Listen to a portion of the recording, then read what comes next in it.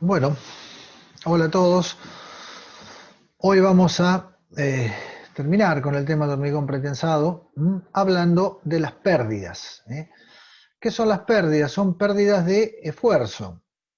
Es decir, nosotros vamos a notar que hay una diferencia entre la fuerza que nosotros aplicamos en el gato cuando realizamos el pretensado y la fuerza real que medimos o que tenemos en nuestra estructura.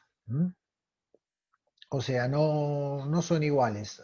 Una parte del esfuerzo de pretensado inicial se va a ir perdiendo en el proceso. Entonces, ¿qué definimos como pérdida? La pérdida la definimos como la diferencia entre la fuerza medida en el gato en el momento de la puesta en tensión y la fuerza efectiva que podemos tener en el cable en un punto cualquiera, o sea, no necesariamente en el punto donde aplicamos el esfuerzo, y también en un momento cualquiera del tiempo, porque vamos a ver que algunas pérdidas dependen también del tiempo transcurrido entre la puesta en tensión y el instante que consideramos. Bueno, muy bien. Tenemos distintos tipos de pérdida, o sea, las podemos clasificar y principalmente porque aparecen en diferentes etapas de la vida útil de la pieza y también dependen de un montón de factores. Por ejemplo, dependen del tipo de pretensado. Vamos a ver que hay pérdidas que son específicas para pretesado y otras que son para postesado. También dependen del sistema, del tipo, cada tipo de anclaje, el tipo de vaina. Los gatos empleados también determinan algún tipo de pérdida especial. También dependen de la secuencia de aplicación del esfuerzo de pretensado. Es decir, no es lo mismo aplicar el esfuerzo de pretensado todo de golpe, todo junto, que a lo mejor si tenemos varios cables ir poniéndolos en tensión de a uno. Eso nos va a generar por ahí una pérdida adicional. Obviamente también depende de las características reológicas del hormigón, ya sobre esto habíamos hablado algo en las clases introductorias, y también del tipo de acero. Así que sobre todo esto es lo que vamos a hablar esta clase. En principio, y de acuerdo al momento en que aparecen, tenemos algunas pérdidas que son previas. O sea, que son previas a la aplicación del pretensado, previo a, digamos, que se nos comprima nuestra viga o nuestro elemento estructural. Esas pérdidas previas se dan por fricción en los desvíos del tensor, en el caso de tener vainas curvas, por ejemplo, o tener cables rectos con desviadores. También por deslizamientos en los mecanismos de anclaje, esto es como es en pretesado, y por relajación de la armadura tendida entre la puesta en tensión y la aplicación del esfuerzo al hormigón. La pérdida por relajación vamos a ver que también ocurre en postesado, pero esta pérdida específica, como es previa, es una pérdida propia del pretesado. ¿Y qué es la relajación? Sobre la cual vamos a volver más adelante. Es una pérdida de tensión a longitud constante. O sea, yo deformo el acero a una determinada longitud, le doy un determinado estiramiento y después de cierto tiempo vamos a ver que el estiramiento sigue, es constante, pero se modifica el esfuerzo de ese cable o de esa barra de acero. Las pérdidas previas, en principio, en general, salvo por allí la pérdida por rozamiento, que muchas veces es inevitable, en general las puedo compensar. O sea, si las estimo, después les calcularé digamos, calcularé la pérdida y haré un sobretesado como para compensarlas y obtener el momento obtener el esfuerzo de pretensado que yo quiero. O sea que en principio no son tan graves. Después tenemos las pérdidas instantáneas. Las pérdidas instantáneas son aquellas que aparecen al momento de aplicar el pretensado. En el momento que aplicamos el pretensado. Y acá, bueno, acá tenemos las que aparecen principalmente por acortamiento elástico del hormigón. Vamos a ver que en pretesado la vamos a tener siempre. ¿Por qué? Porque se da por la transferencia del esfuerzo, es decir, el cable al comprimir el hormigón, ¿qué hace? El hormigón se acorta y el cable acompaña ese acortamiento hasta que se consigue un equilibrio entre la fuerza que aplica el cable y lo que resiste el hormigón. En el caso de postezado, esta pérdida vamos a tener que nos va a aparecer siempre y cuando pongamos los cables en tensión en forma secuencial, que es lo que usualmente ocurre, ¿no? También tenemos por movimientos en los anclajes, esto es propio de postezado, y se da por el deslizamiento, por el acuñamiento o por el movimiento que yo necesito para que se produzca el acuñamiento, es decir, el anclaje del cable. Por fricción entre cable y vaina, esto es similar a la que vimos como pérdida previa, y esta que es fricción en el pistón del gato, que esta, bueno, es medio difícil de determinar y dependerá un poquito del sistema y por allí puede estar a veces condicionada por algún desgaste de los elementos que se usan. Esta no hay manera así de determinarla, digamos, con alguna fórmula o consideración teórica. Es absolutamente empírica y propia no solamente del sistema, sino del elemento que se está usando. Bueno, y después tenemos finalmente las pérdidas diferidas. Las pérdidas diferidas se deben a la contracción del fragüe, a la fluencia lenta del hormigón y a la relajación del acero.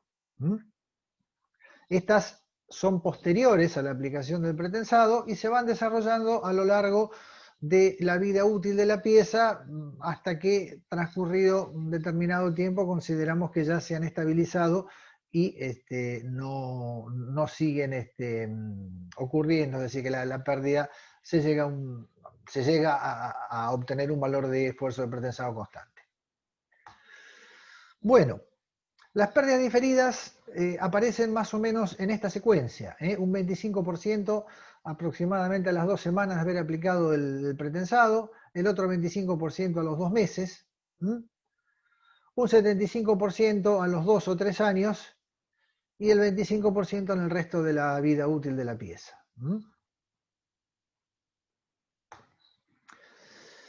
Y digamos que estos son más o menos los porcentajes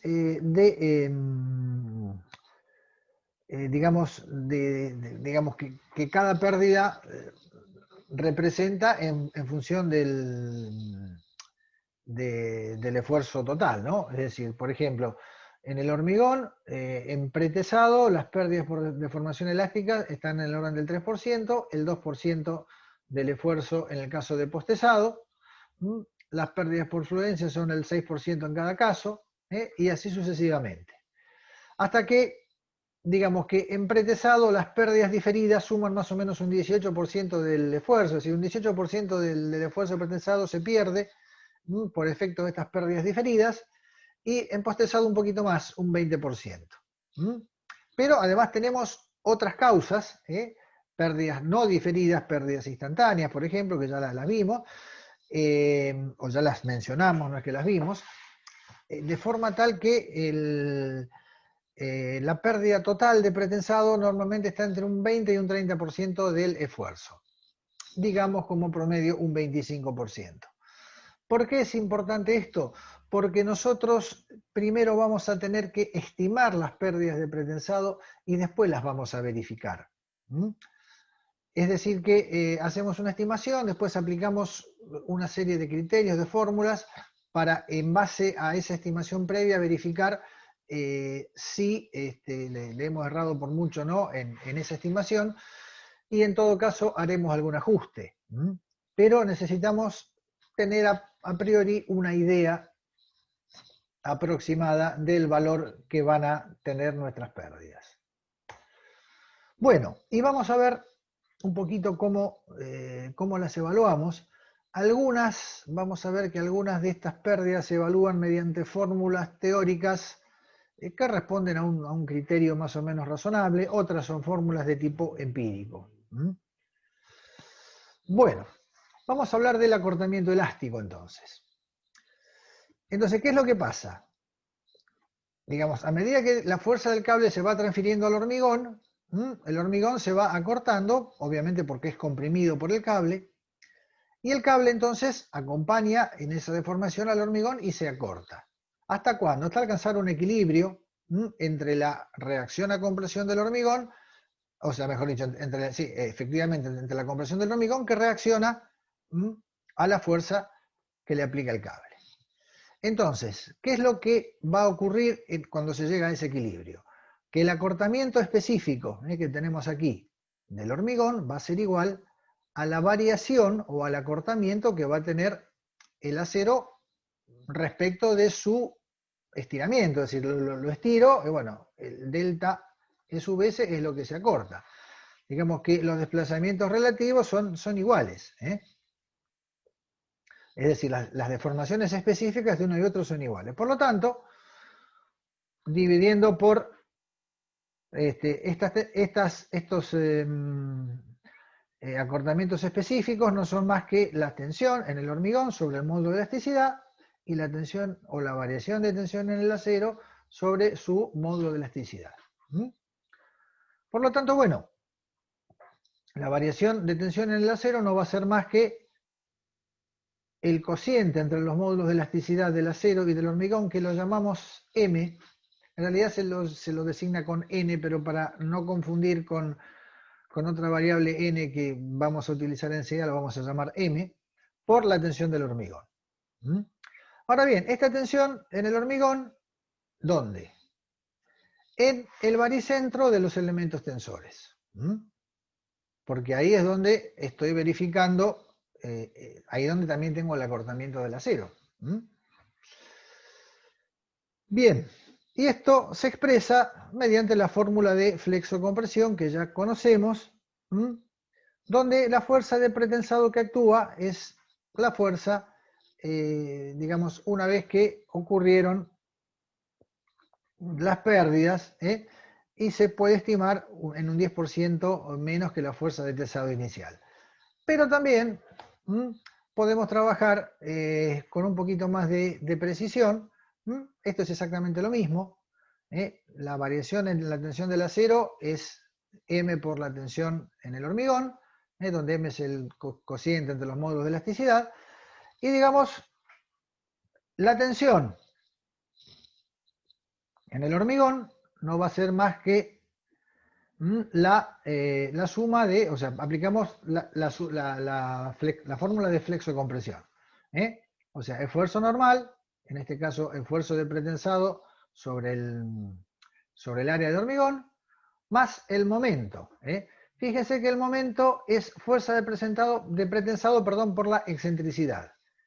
Y el punto donde nos interesa también está ahí justamente donde pasa el cable, o sea que es P por E y por E nuevamente sobre momento de inercia, y le restamos el momento M0, que es el producido por el peso propio. ¿Por qué? Porque la pieza cuando la pretensamos normalmente se arquea, se levanta, entonces tenemos actuando el momento de peso propio. Nuevamente, por el valor de E, porque estamos calculando la tensión en ese punto, que es el punto donde pasa el cable, dividido el momento de inercia. Entonces, fíjense que esta tensión del hormigón la ponemos, o digamos, la reemplazamos por la variación de tensión en el acero sobre el valor de M, ¿no? El cociente de los módulos de elasticidad, que es exactamente lo mismo. Acá no cambiamos otra cosa. Y entonces, ¿qué tenemos? Tenemos en principio dos ecuaciones, porque, digamos, la fuerza efectiva de pretensado es el área total por, o sea, el área total de los cables, ¿no? Por la tensión inicial menos la variación de tensión que se produce en el pretensado. Entonces, ¿qué incógnitas tenemos? Tenemos esta variación de tensión en los cables de pretensado, es una incógnita, y la otra es esta fuerza efectiva que tenemos después que se desarrollan algunas pérdidas, la fuerza que nos queda después que el hormigón se acortó. Por lo tanto, resolviendo el resto son todas cosas conocidas, la excentricidad, el momento de peso propio, el área de hormigón, el área del acero de pretensado, momento de inercia. O sea que de acá directamente obtenemos el valor de la tensión de, digamos, de la variación en la tensión del acero y la fuerza efectiva del hormigón. Y con esto el problema queda resuelto. Esto, insisto, es para pretesado. Pretesado en banco, el cable está estirado, se suelta todo junto y comprime al hormigón. Bueno, ¿qué pasa en postesado? En postesado, pensemos que yo tengo, digamos, si yo tuviera un solo cable, obtuviera la posibilidad de poner todos los cables en tensión al mismo tiempo, no habría pérdida por acortamiento. ¿Por qué?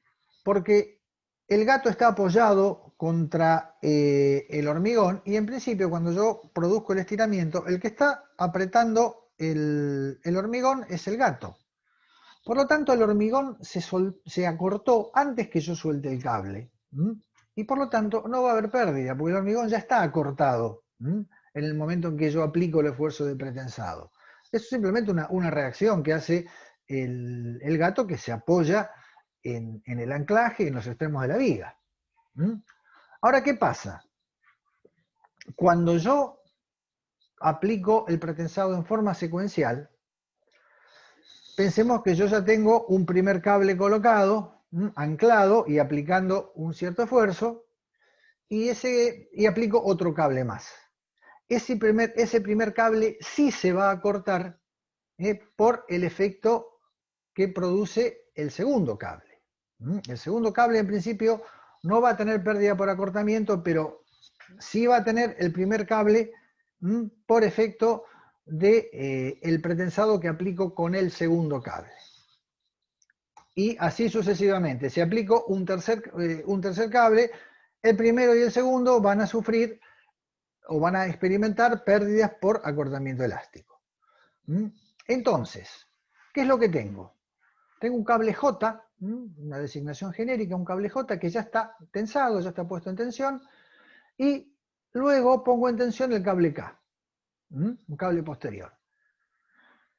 Este cable obviamente produce un acortamiento adicional en la viga, el cable J acompaña esa deformación de la viga y por lo tanto experimento una pérdida que es la que me interesa conocer. Yo quiero saber qué parte del esfuerzo inicial del cable J pierdo cuando pongo en tensión el cable K. Bueno, para eso lo que tengo que plantear es la deformación, vamos a correr la pantalla por aquí arriba, la deformación a la altura del cable. Y digamos que a la altura del cable, ¿qué es lo que voy a tener? Voy a tener una deformación por traslación, por esfuerzo normal y por una rotación. Entonces, ¿qué es lo que voy a tener? Voy a tener una variación del cable J, de la longitud del cable J, que ¿por qué va a estar dada? Va a estar dada por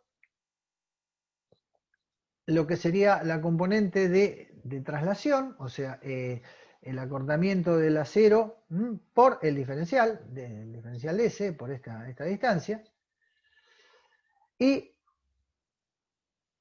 como es digamos, el efecto o la variación de longitud producida por el ángulo diferencial θ por E sub j, que es la distancia desde el centro de rotación o desde el baricentro a el lugar donde está el cable J.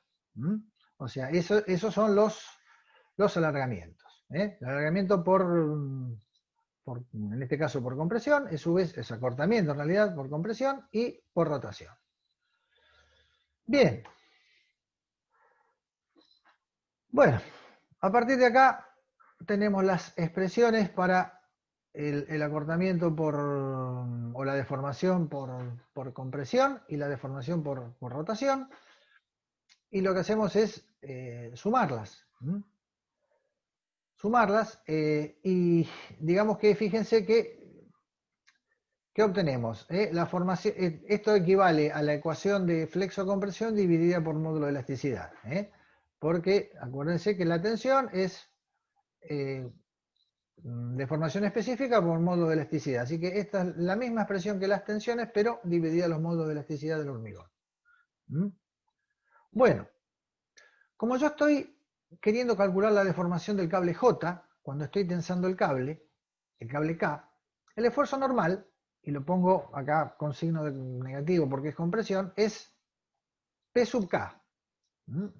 O sea, el esfuerzo en el cable K. Y el momento que me actúa en la sección, provocado justamente por el pretensado del cable K, es el esfuerzo del cable K por su excentricidad respecto al baricentro. Esos son los valores de N y de M que tengo que meter en esta ecuación de más arriba. ¿Qué es lo que hago acá? Lo que hago acá es reemplazar PK y M por estos valores. O sea, P y M por los valores que corresponden. Bueno,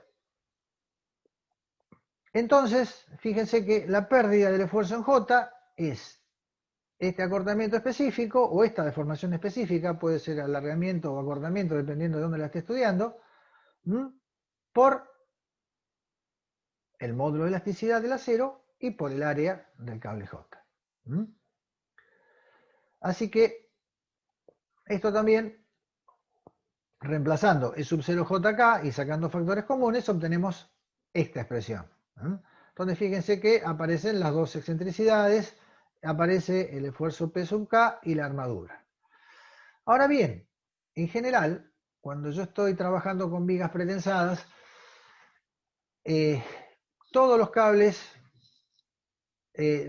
o a todos los cables le doy la misma tensión, o el mismo esfuerzo, es decir, que P sub K es igual a P sub J, son todos iguales, y la cantidad de hierro, la sección de acero también. La armadura A sub ZJ es A sub ZK igual a sub Z en general.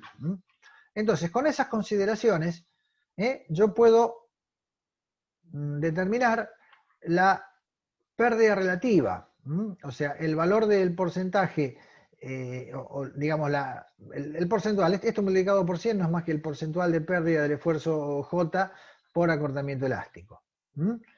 Y bueno, operando y teniendo en cuenta estas consideraciones que están acá, la igualdad de áreas de los cables y la igualdad de los esfuerzos del pretensado, llego a esta expresión, donde la pérdida relativa vale M, que es el cociente entre los módulos de elasticidad, por mu, que es la cuantía, o sea, el cociente entre la armadura pretensada, entre el área de armadura pretensada y la sección de hormigón, y acá aparece nuevamente la sección de hormigón, momento de inercia y las excentricidades de los cables. Entonces, fenómeno, ya obtuve, digamos, qué pérdida tengo en el primer cable cuando pongo en tensión el segundo. Ahora bien, si pusiera un tercer cable, tendría que volver a repetir el proceso y en realidad, ¿cuál es la forma exacta de hacerlo? Y bueno, ir calculando en forma sucesiva las pérdidas que se van produciendo a medida que voy poniendo en tensión nuevos cables. Que por otro lado, aplicando un retesado en los cables, la puedo reducir. De todas formas, para evitar todo esto, que es bastante, no digo difícil, pero engorroso, largo en todo caso, hay algunas aproximaciones. O sea que, ¿qué es lo que puedo hacer? En vez de calcular los esfuerzos de todos los cables, la calculo para el primer cable y aplico el 50% de ese valor a todos los cables. O sea, en resumida cuenta, ¿qué es lo que hago? Es una pérdida de tensión media que la tomo igual a la mitad. Y a partir de ahí, a la mitad y de lo que había tenido antes, como si fuera la pérdida producida en pretesado, exactamente igual. Porque es como si tuviera un solo cable y a esa pérdida total le aplico el 50%. En realidad ese valor de 0,5 no es exacto, sino que la expresión exacta o el coeficiente exacto que yo tendría que aplicar a la pérdida es este que está acá. n-1 sobre 2n. Pero el zigzag nos permite tomar el 50%, que está expresado en estas fórmulas que están aquí. O sea, el zigzag en cuanto a la forma de expresar las fórmulas con las pérdidas, digamos que no es muy feliz. Son fórmulas bastante confusas, pero las vamos a analizar y van a ver que esto es lo mismo que hablamos antes. Vamos a ir a la diapositiva que sigue. Fíjense que lo que sería el acortamiento elástico es un coeficiente que vale 1 para pretesado y 0,5 para postesado, que es lo que nos dijo, la mitad del esfuerzo, por el cociente entre los módulos de elasticidad y por la tensión, esta tensión que está acá, Fcir, que es la tensión total aplicada en el hormigón a la altura de la resultante de los cables. Y que acá Fcir la considera como un valor constante, o sea, este es un valor que lo modifica, que es 0,1, 0,9, no modifica demasiado, esta es una modificación que introduce el reglamento, por la tensión provocada por el pretensado, menos la tensión provocada por las cargas permanentes, o sea, por las cargas gravitatorias, por el peso propio cuando la viga se arquea y el peso propio empieza a trabajar, a la altura de los baricentros a la altura del baricentro del cable. O sea que es exactamente la misma fórmula que vimos antes, expresada de una forma un poquito más confusa. Y para cables no adherentes da esta fórmula que es la misma cosa, o sea, la expresión es totalmente similar. Lo que pasa que, bueno, los valores son distintos. Acá tenemos, fíjense, esta constante de acortamiento elástico vale 1 para elementos pretesados, lógico, es lo que vimos al principio, y tomamos 0,5 para elementos postesados. Estos son los módulos de elasticidad. Esta, como dijimos, tensión de compresión a nivel del centro de gravedad de los elementos tensores, inmediatamente después de haberse aplicado la totalidad del pretensado. Y esta es la tensión provocada por la fuerza del pretensado. Esta FG es la tensión provocada por, como es, las cargas permanentes, siempre en coincidencia con la resultante de los cables o del punto de aplicación de la fuerza del pretensado.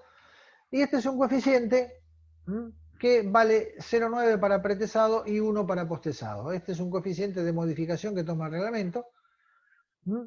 Y en el caso de cables no adherentes, esta tensión significa lo mismo, ¿no? Tensión media del hormigón a lo largo de la longitud del elemento a nivel del centro de gravedad de los elementos tensores. Lo que pasa es que acá no toma una tensión en el punto, sino que es a lo largo de la longitud, que es un valor medio de tensión. ¿Por qué? Porque no hay adherencia. Bueno,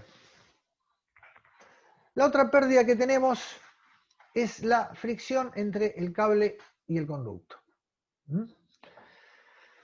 Esto se da en hormigón postesado. ¿Y por qué? Porque en pretesado no hay vainas, no hay conductos, así que mal podemos estar hablando de fricción entre vaina y cable o entre cable y conducto si no hay vainas. Entonces, ¿qué es lo que ocurre? Cuando yo estiro el cable, lo pongo en tensión, evidentemente hay un rozamiento, o sea, hay un desplazamiento relativo entre el cable y vaina porque el cable se alarga, y empieza a aparecer entonces una fuerza de rozamiento entre el cable y la vaina. ¿Por qué se da este rozamiento? Por un lado, por un rozamiento en curva, porque el cable, por la misma curvatura de la vaina, tiende a apoyarse contra una de sus caras y a rozar contra ella. También hay un rozamiento en recta. Este rozamiento en recta está dado, es un rozamiento que se llama por ahí rozamiento parásito, porque está dado por, digamos, el problema o sea, el hecho de que haya un rozamiento porque la vaina no es totalmente recta, por ejemplo, tiene pequeñas desviaciones, y por lo tanto el cable toca con la vaina en determinados puntos, así no hubiera curvatura. Y en el caso de pretensado externo, cuando tengo elementos de desvío, también voy a tener un rozamiento entre ellos. Son estas tres. Bueno, entonces, vamos a hablar en principio del rozamiento en curva. Fíjense, cuando yo tengo una curva que barre un determinado ángulo diferencial de alfa, siempre hablamos o estamos estudiando elementos pequeños, ¿qué es lo que pasa? Al estirar el cable, de este lado se produce un esfuerzo de rozamiento. ¿Por qué? Porque el cable tiende a, o sea, porque aparecen esfuerzos de desvío. Esfuerzos de desvío. Piensen que el cable, yo al estirarlo, el cable tiende a ponerse recto y por lo tanto va a tocar contra la parte superior de la vaina. Entonces aparece una fricción y aparecen esfuerzos normales de desvío, porque la vaina y el propio hormigón contienen el cable, impiden que se ponga recto. Bien. A su vez, este esfuerzo normal, el esfuerzo de desvío, multiplicado por un cierto coeficiente de rozamiento, me da un esfuerzo de rozamiento a lo largo de toda la vaina, que hace que en el otro extremo, desde donde yo apliqué P, tengo una fuerza ligeramente menor, P menos diferencial de P. Bueno,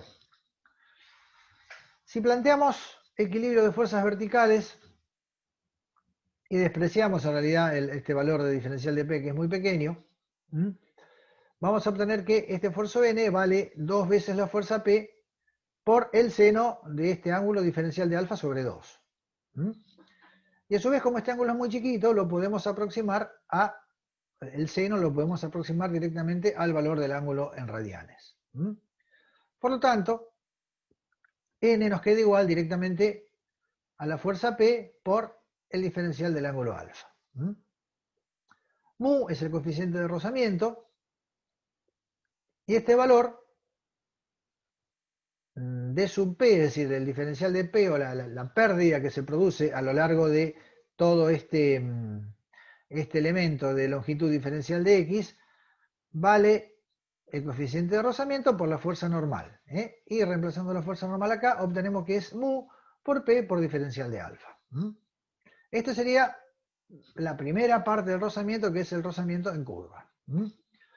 El rozamiento en recta es independiente del ángulo, depende solamente del tipo de vaina, hay vainas que son más deformables que otras, del tipo de tendón y también depende hasta de la mano de obra. Es decir, si la mano de obra es prolija, vamos a tener menos rozamiento en recta que una mano de obra más desprolija donde vamos atando la vaina y por ahí las atamos a diferente altura y se produce todo un viboreo de la vaina.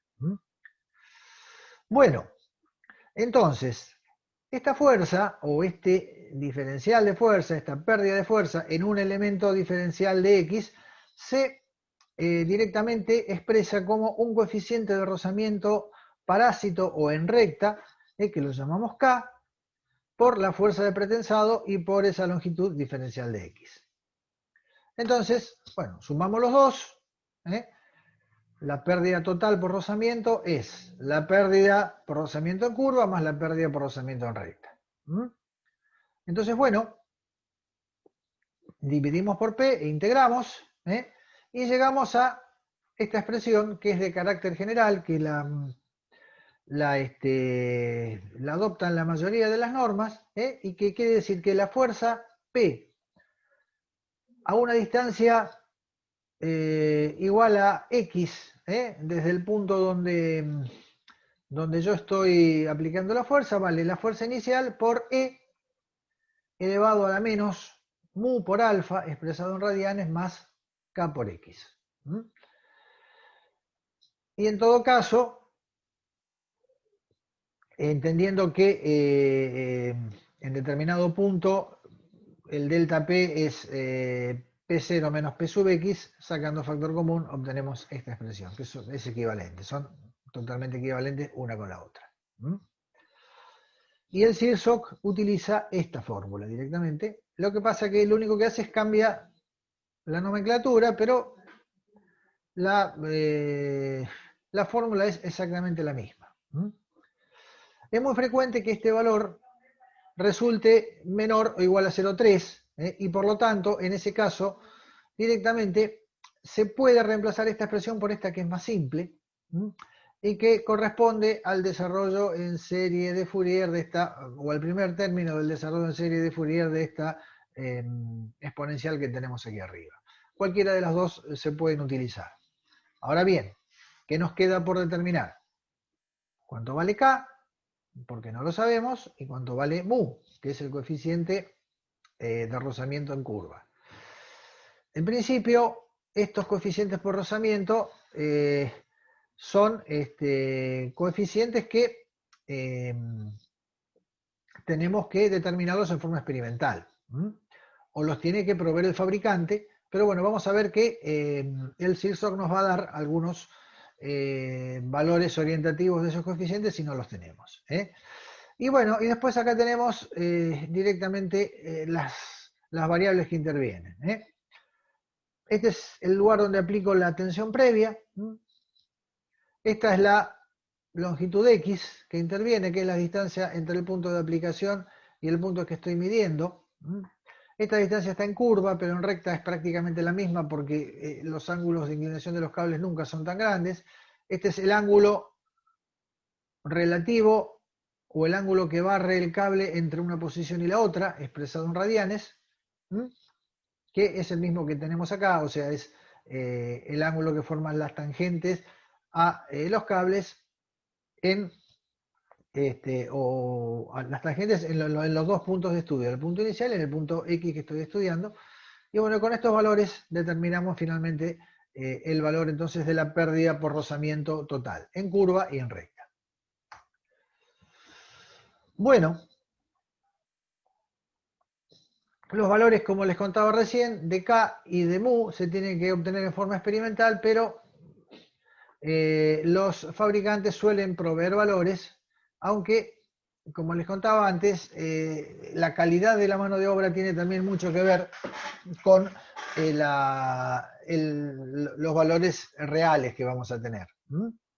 Inclusive, si se utilizan vainas rígidas, con muy poca deformabilidad, hasta podemos llegar a tomar K igual a 0, es que, o sea, donde directamente consideramos que no hay pérdida por rozamiento en recta, o también cuando los aceros son aceros de mucho diámetro, muy poco deformables, en conductos semirrígidos. Cualquiera de esas dos disposiciones pueden llevar a que, si lo estimamos conveniente, tomar un valor de K igual a 0.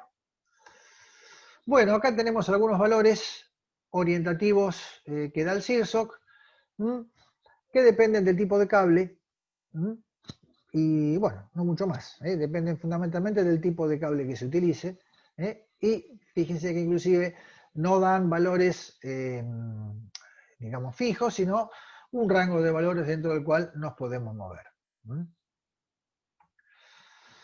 Bueno, en el caso de tener cables quebrados, cables que puede ser, por ejemplo, en cables con pretensado externo, la expresión es esta misma que está acá, donde intervienen los ángulos alfa 1 y alfa 2 por este coeficiente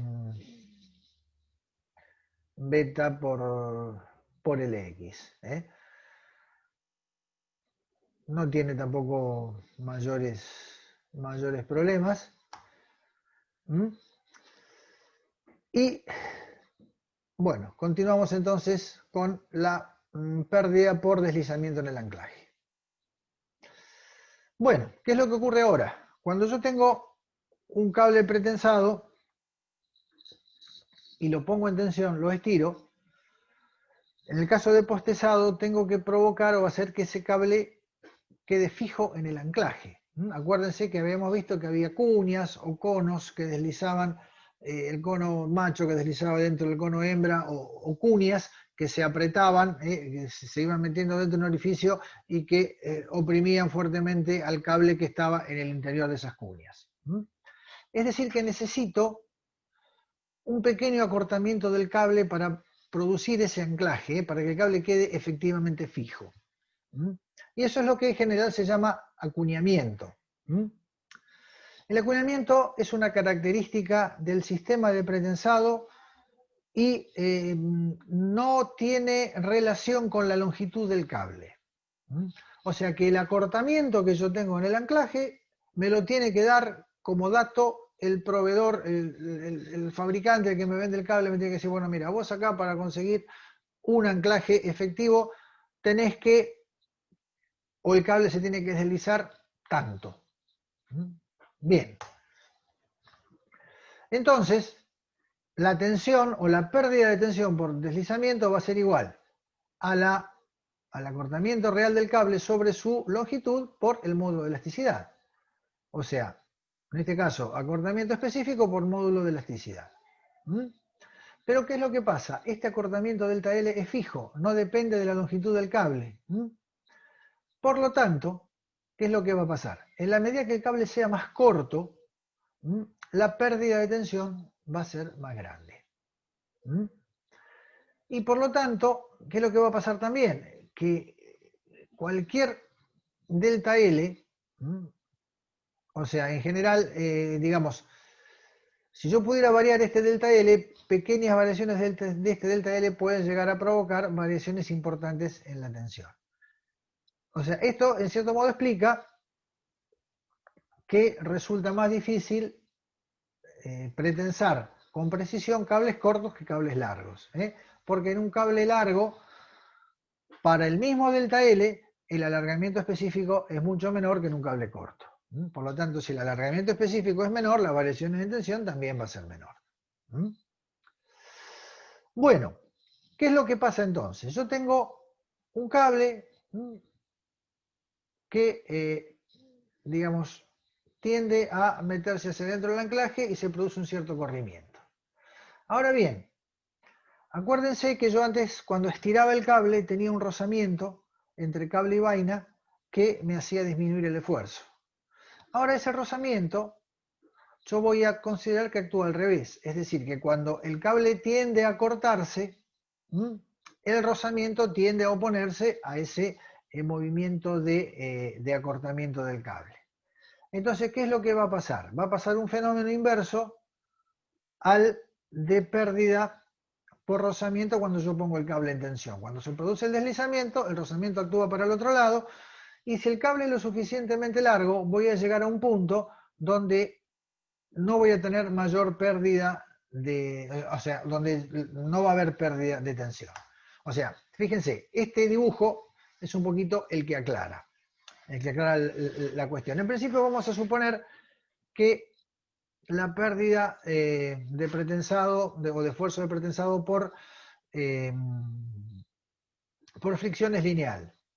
Esto no representa un error muy grande porque esta pérdida, una vez que nosotros calculamos la pérdida de tensión, podemos determinarla entre dos puntos lo suficientemente cercanos como para tomar una pendiente entre un punto y otro y determinar que entre los dos puntos que yo estoy estudiando la pérdida por tensión es lineal.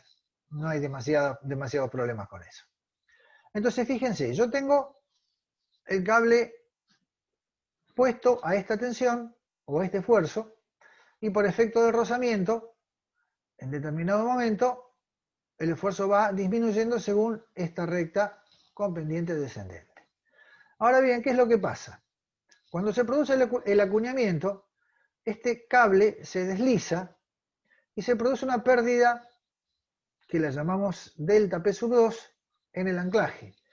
Pero después, como el rozamiento actúa en sentido contrario, vamos a ver que esta pérdida de fuerza inicial por efecto del rozamiento va disminuyendo hasta llegar a un punto donde estas dos líneas se juntan y a partir de acá la pérdida no tiene efecto. O sea, el fenómeno de acuñamiento a una cierta distancia X, que llamo longitud de influencia, deja de tener importancia. No solamente deja de tener importancia, no tiene ningún efecto. Bueno, otra cosa que tenemos que tener en cuenta acá es que las pendientes de estas rectas las vamos a suponer iguales. Es decir, el rozamiento actúa de la misma forma en un sentido que en el otro, lo cual tiene cierta lógica. Entonces, si este es delta P sub 2 total, digamos, la pérdida de esfuerzo en el anclaje por acuñamiento, ¿qué es lo que va a pasar? Cuando llego a la longitud de influencia,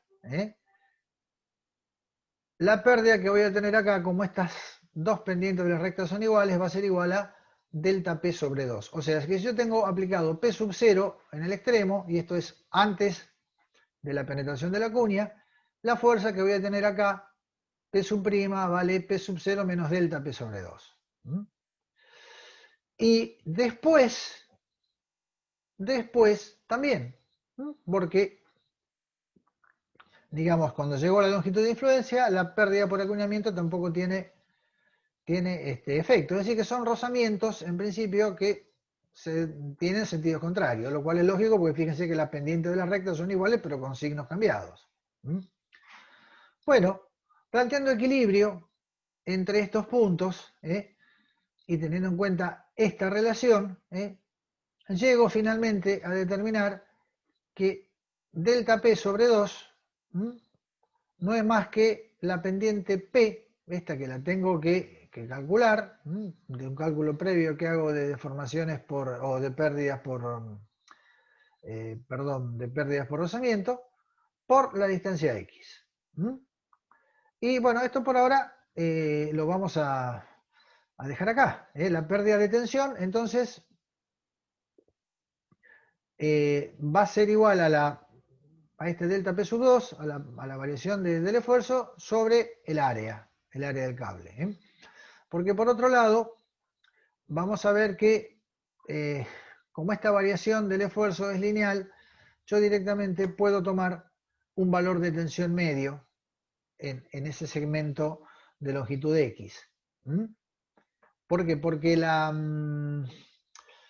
tensión en el cable va de un valor máximo a 0. Es decir, cuando, cuando tengo la pérdida, digamos que la variación de tensión que se produce se va a producir para un acortamiento A, que es el dato que me da el fabricante, en una longitud X que yo tengo que determinar. En esa longitud X, la variación de tensión va desde un valor 0, porque tengo en un extremo tengo el esfuerzo iniciado total, a un valor delta P sobre 2 por el área, que es el valor que vimos en la diapositiva anterior. Entonces, ¿qué es lo que va a pasar? Aplico ley de Hooke. Tensión sobre deformación es, en este caso, el acortamiento específico, que es A sobre la longitud total involucrada, que es la longitud X, la longitud donde considero que el fenómeno deja de pasar. Y entonces, metiendo este valor de la variación de tensión media, y considerando lo que vimos en la transparencia anterior, que delta P sub 2 es la pendiente P por X, despejamos el valor de X o de la longitud involucrada, la longitud dentro de la cual voy a tener, o a partir de la cual el problema ya no lo tengo. Y esta expresión es exactamente igual a la que toma el Cirsoc, lo que pasa es que el Cirsoc a este valor A lo llama delta SET. Pero la expresión es totalmente equivalente. Entonces, digamos que yo con esto obtengo la longitud X, a partir de la cual el valor, o sea, fíjense que acá tenemos el valor de A, que es el acortamiento por acuñamiento, que es un dato que me da el fabricante, módulo de elasticidad y área de pretensado, que son datos, este valor de la pendiente P de la recta por rozamiento, que lo determino con los cálculos anteriores, y por lo tanto acá hallo el valor de X.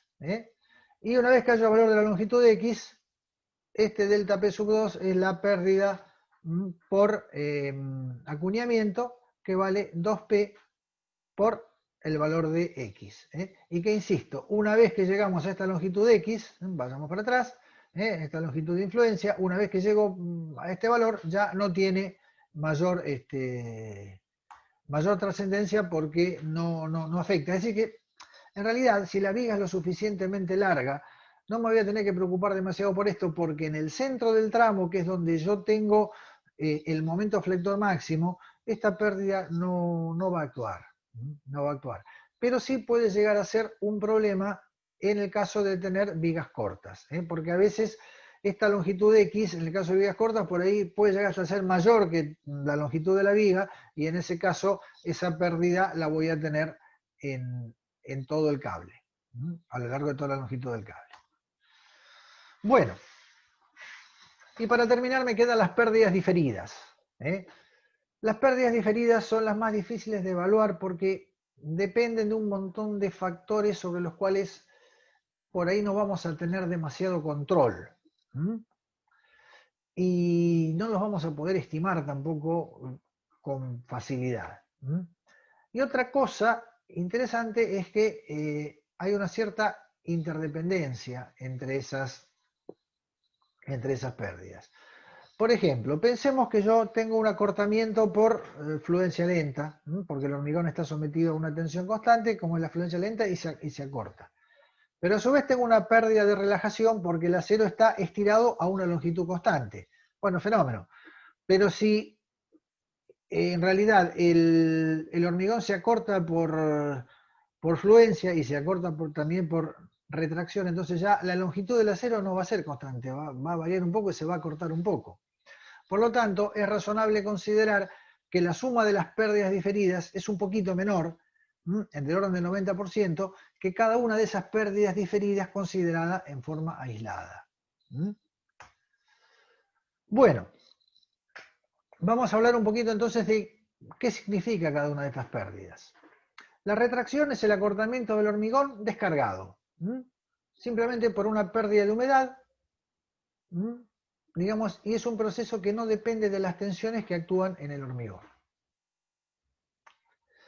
La fluencia lenta también es un acortamiento del hormigón, pero acá, o sea que también varía a lo largo del tiempo, pero la fluencia lenta ocurre cuando tenemos tensión. Específicamente a tensión constante yo tengo un determinado acortamiento.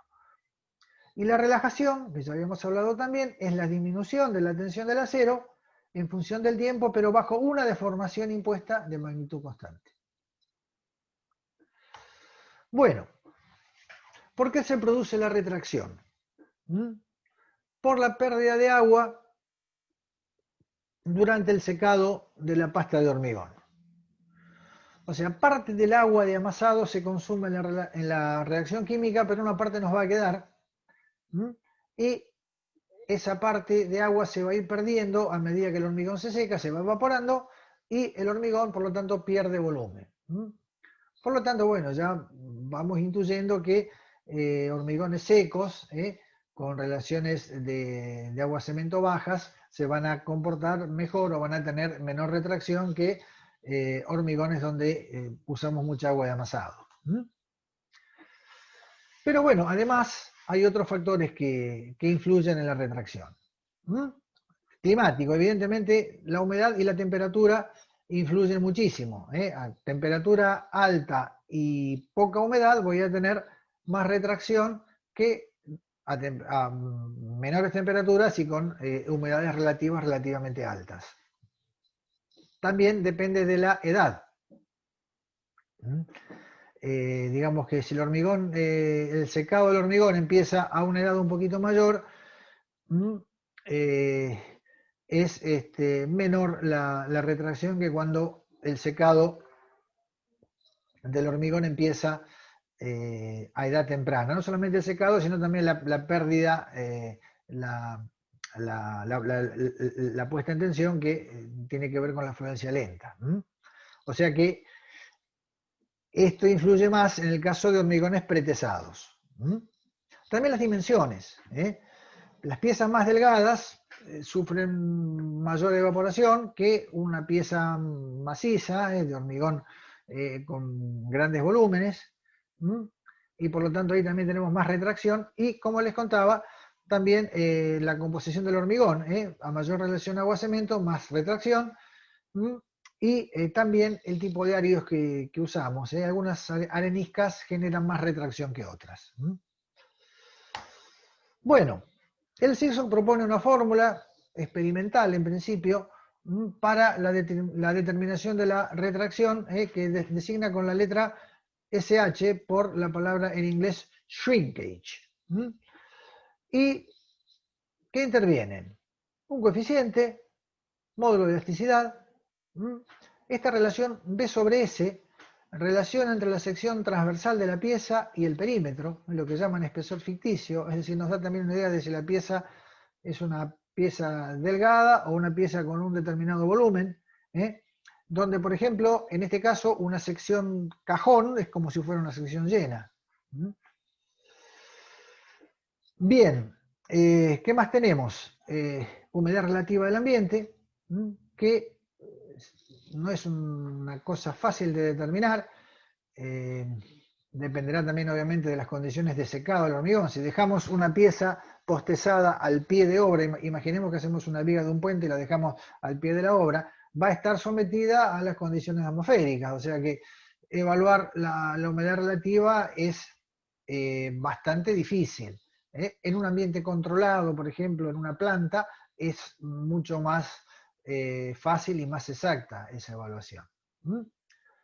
Y bueno, y después de un coeficiente de retracción, perdón, que vale 1 para pretesado.